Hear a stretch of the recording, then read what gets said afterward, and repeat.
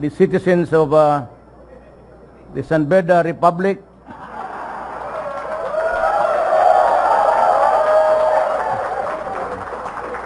valued guests, ladies and gentlemen. Nakachamba tayo. Kumbaga sa Bisaya yung nakasabong nakasuso. Well, actually, I'd like to tell you the odyssey of my presidency. There are two events in my life that made me extremely proud. One is that I graduated from San Beda College.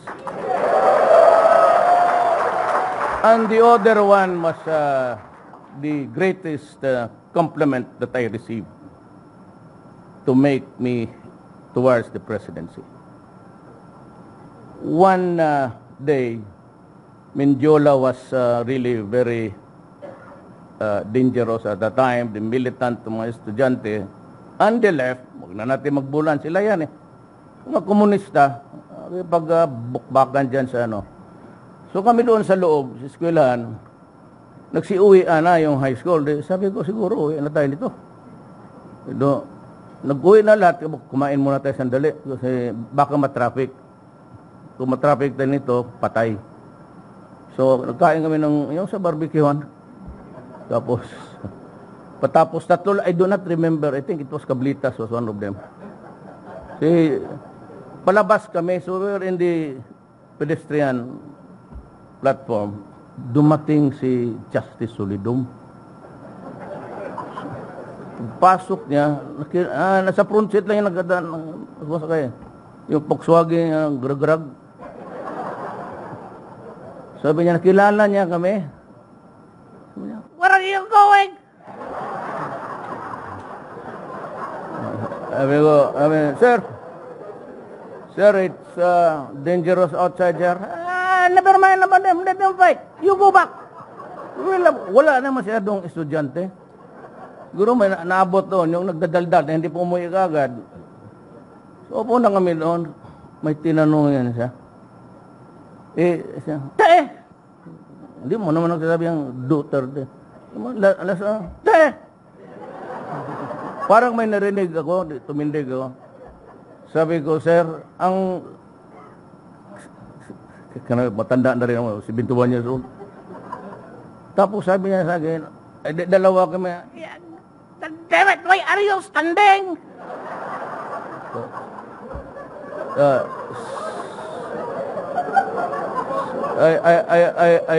I thought, sir, that I heard my name called.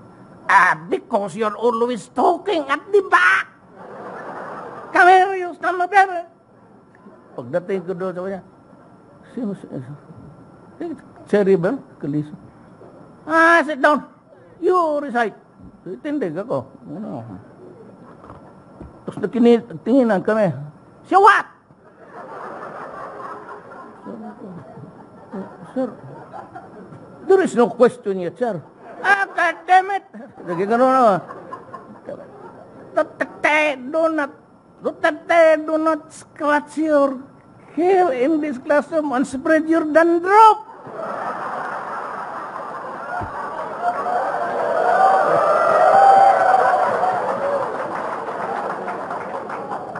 Keep it on your head. It is the only one you have.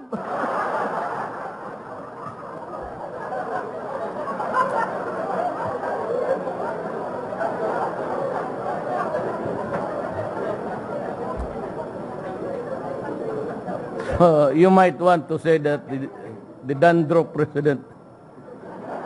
Tama kasi sabi ko, mayabang ako na sumat.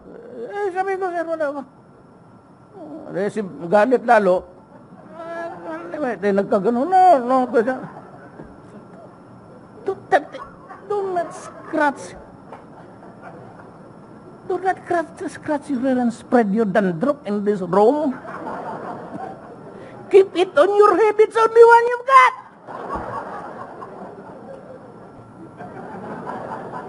Dito lang ako sa trabaho na ito. Even here. Siguro, get a lot of whispers. Yan, kita mo, left and right yan. Ako, piskal doon. Huwag magbulong-bulungan sa akin dyan. But now you get a lot of whispers, including sa labas. All state matters, but I assure you that the run of this country would be like just what we have in our hearts. The Sanbeda faithfulness to our nation. So, gano'n lang naman. Saka yung mga abogado na gusto, lahat ng tayo abogado, gusto na litigation namin sa ano naman yung mga drug lord na Sos Mariusep. Karaming kaso dyan na alam mo, bakit ba yung mga laglord? Ibigay mo doon sa iba, ibigay mo doon sa taga-UP pati Ateneo.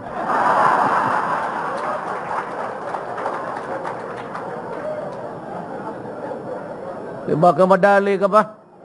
Tapos, kasi ang alam siya, turo, drug lord rin. Hindi, abogado yun, gago. Papunta yun sila sa korte. Sir? Bigay mo na sa iba. Marami dyan. Huwag lang Sanbeda kasi mga kaibigan ko sa Davao noong mayor ako, iwas kaso sila. Most of the Davaoeño lawyers there, ayaw ng ito. Kasi alam nila ayaw ko. So yung mga abogado nila sa labas. So, nothing significant but that was the practice. Okay. Ang mga seduction, mga abduction with consent, sakit talaga ng bidista yan. Okay yan, okay yan. Adultery, okay yan, concubinage, yours truly, mayroon rin hindi naman tayo mabubuhay niya. Well, that's why during the inauguration, two sets of pamilya. Okay lang. First in history, first from Mindanao, first president to have two families present there. Ayaw mo pa yan. That is in keeping obedience of the culture that is there but never accepted by anybody, but everybody is doing it. Well, anyway, I'd like to thank you for this moment with you. And if there's anything that I can do for you, so it's legal and it is right, no problem. Wala akong problema. Kung wala kang siguro, yung iba matanda na, walang trabaho, di sabihin mo sa akin. Maraming... There are thousands actually, it's 1,600. Hindi ko na, sabi ko, hayaan mo na. Kung wala lang namang, walang no corruption natin. Huwag mo nang isturbuhin yung nandiyan na sa pwesto. Hayaan mo. Okay na yun sa akin. Ako, basta it's competence and integrity, honesty. Pag nandiyan ka, we can work together. You can go to me anytime. Problema. Pero nakakatawa nito, wag kayong magmaong.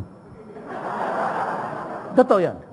Tanong mo yan. Hindi ka papasukin. If you are there pagka namaong ka, sabihin ka, hindi, bawal ito.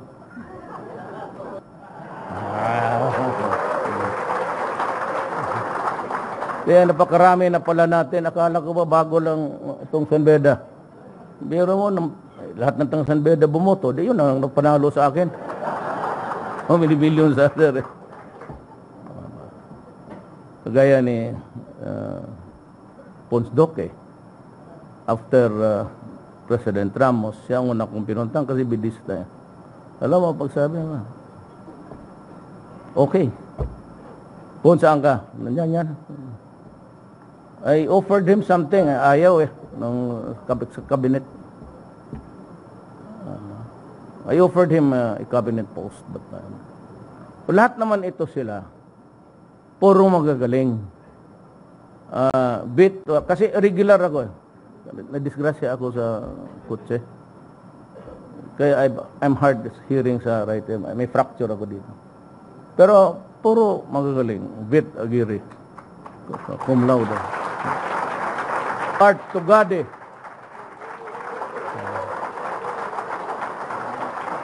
Si Bingbong. Daldia.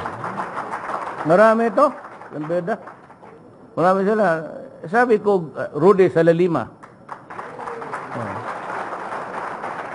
Ngayon ito sila, sabi nila, ito si Duterte, walang kilala ko San Beda o taga Davao. That's a riddle. Oh, I'll give you the answer. Probinsyano ako. Nag-aral ako ng Maynila. Along the way, wala naman akong nakilala na talang naging close, except my wife, kasi stewardess eh. Ito ang asawa ko, German, si Zimmerman. Kasi maganda yung pero ang kilala ko, taga Davao, far and wide, in between the years, yung sakasakay, sino mo kilala mo, except your wife? Sa Maynila, dito naman sa dormitoryo lang ng YMCA, pati sa eskwelahan. So, sino man ang makilala ko na brilliant, except si Sal, because talagang outstanding, Sal Panelo, at UP. Wala akong ibang kilala na bright. I was not invited to the socials here. They didn't even recognize me, my name. Wala. Except sa eskwelahan. So, ang nakuha ko, yung kilala ko na mga bright. Carlos Dominguez, the finance. Kababata ko yan since kindergarten. Valedictorian yan hanggang natapos yan sa, I don't know what school sa Amerika. So, puro kilala ko. Ang kilala ko lang na may, si Pagcor, si Andrea, she campaigned for me. Yung talagang, so yan lang ang kilala ko sa buhay ko. Hindi yun na sila yung kinuha ko, yung mga, kasi, wala namang ibang nag-apply, siya ako hanap. So, yan ang sikreto doon. Kasi wala akong kakilala. Ang kilala ko lang ang mga bright, ang mga, puro mga Vit Aguirre, ito Tugade, bright boy yan. Sunny Dominguez, valedictorian. Puro valedictorian. Ang presidente, 75 lang. Okay lang naman. Jess Dureza. Ang classmate ko yan. Valedictorian. Nakita ko nga yung grado niya ng general weighted average pag-graduate namin. Sabay kami kumuha ng card eh. Sabi ko, tingin ko sa kanya, Jess, ilang iyo? Kaya, 96 bay. Yung iyo, kuha ko naman. Ay ko, wala. Kukunin ko pa. Tama nga, paglabas 78. But by the way, Jess Dorosa is working for me. So is Sunny Dominguez, Artugade, and Vit, and Rizal. All brilliant, working for ordinaryong bidista lang. Pero salamat po.